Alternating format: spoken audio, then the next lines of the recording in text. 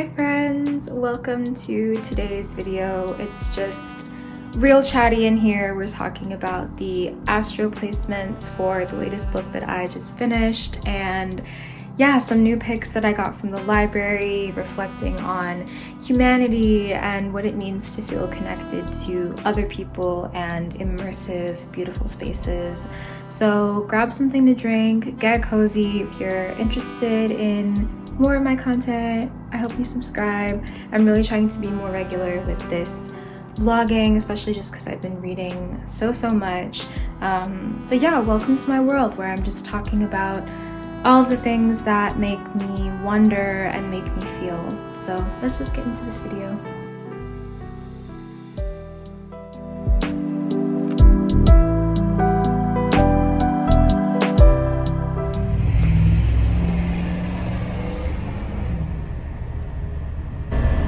Today is my day off and it's been really productive and sweet so far. I've just been speeding through Piranesi.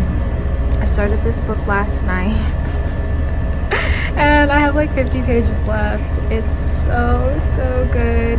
I really relate to the author, or the narrator. I mean, I guess the author too, but yeah,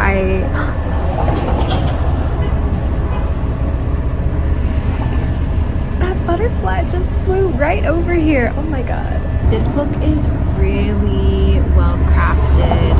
I love the way that we're learning things as the narrator is learning things. I really love the journal entry style and completely understand why this book is always recommended for Virgos.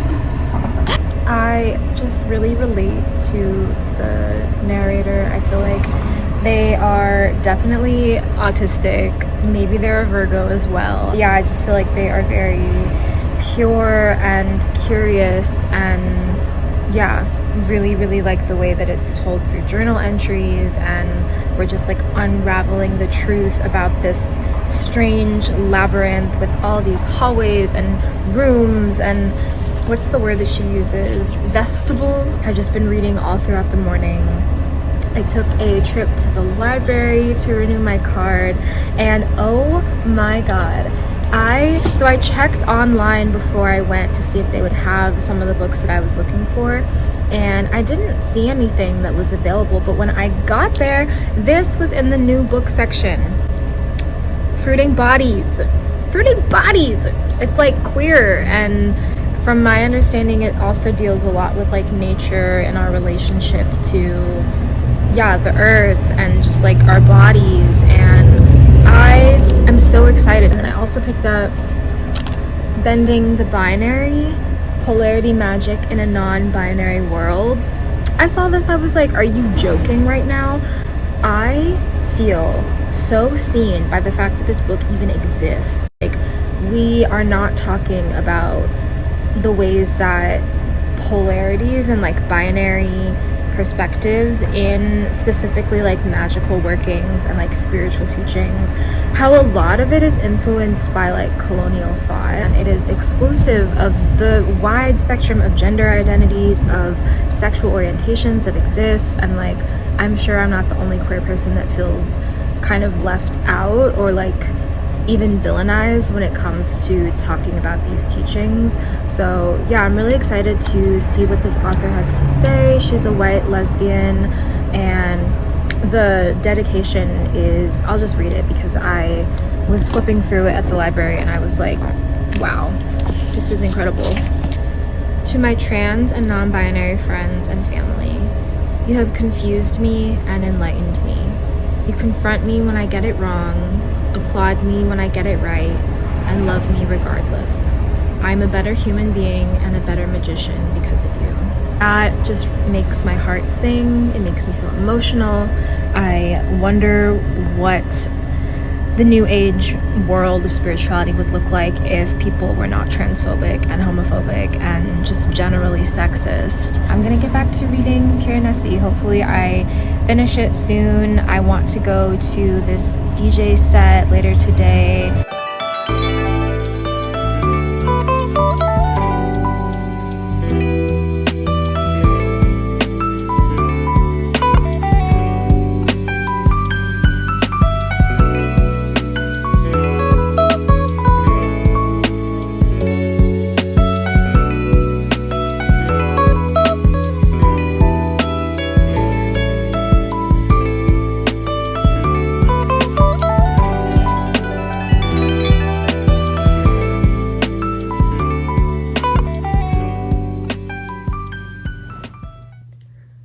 It's been a day since I finished Piranesi, and I actually went back to reread the last like 50 pages because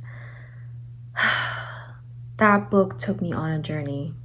I felt so many things reading that book, and it's not even that the plot was necessarily what did it for me. It was more the voice of the narrator and just like the essence of this pure, beautiful, like eternally curious being that the author has crafted. Like, it truly makes me emotional, and I wanted to talk about the astrology of Piranesi and people who I think would enjoy and relate to this book.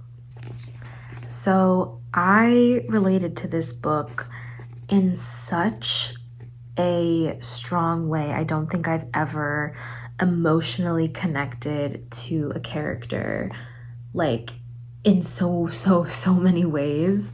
And I immediately, the first like archetypes that I think of when I'm reflecting on the essence of this character, definitely Pisces.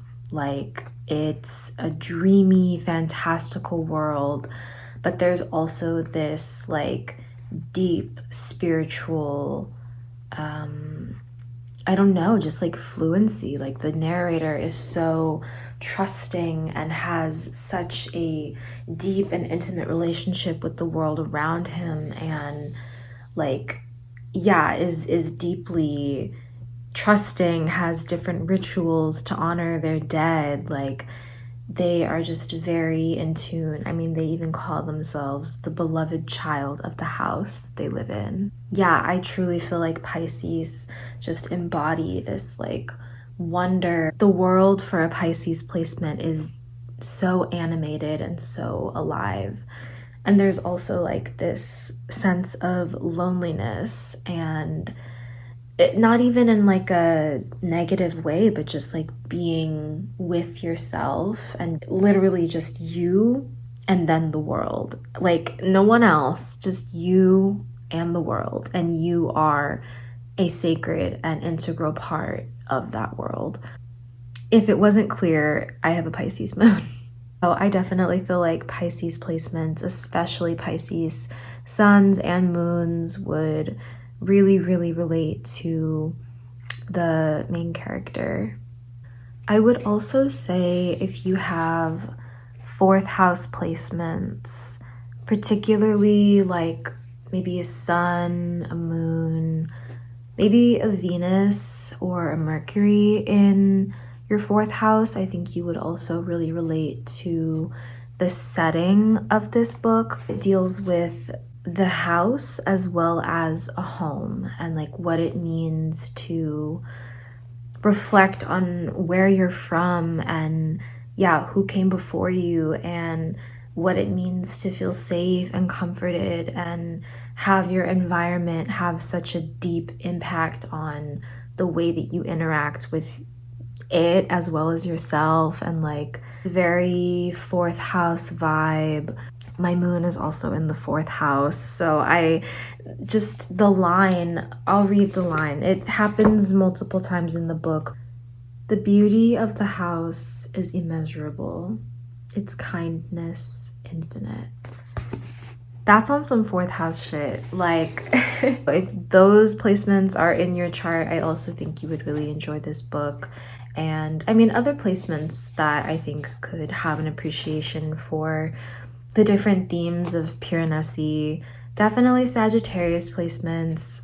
I'm a Sag rising, and this is not me just trying to share my whole chart, but this is why I resonate with it so deeply. I think Sag placements would appreciate the like kind of adventurous, more cartography vibes of this book. Like, the main character is very interested and curious about the world around him and like seeks to know it by experiencing it, which is very Sagittarius. I would also say Virgo placements because it is told through journal entries, and I just feel like the very like matter-of-fact, meticulous voice of the narrator is very Virgo to me. It's like very self-aware. Also Gemini, I think Gemini placements. So basically it's a mutable a mutable companion book. I'm trying to think what else. I mean, even just like the archetype of the hermit in tarot, if that is a card you have a relationship to, you would enjoy just like the solitary nature of the book and what happens when you are just alone with your thoughts. So I'll just leave it at that. Please read Piranesi. Please read this book if you love things that will make you feel connected to the world, if you enjoy fantastical and immersive books. It is medium paced. I honestly don't really have many trigger warnings for this book. It's a bit dark in its theme, but the resolution is hopeful, and it's ultimately, I think, a lighthearted and optimistic book. So that's my 5-star review of Piranesi and the different astro mystical archetypes who would also find something for them in this book.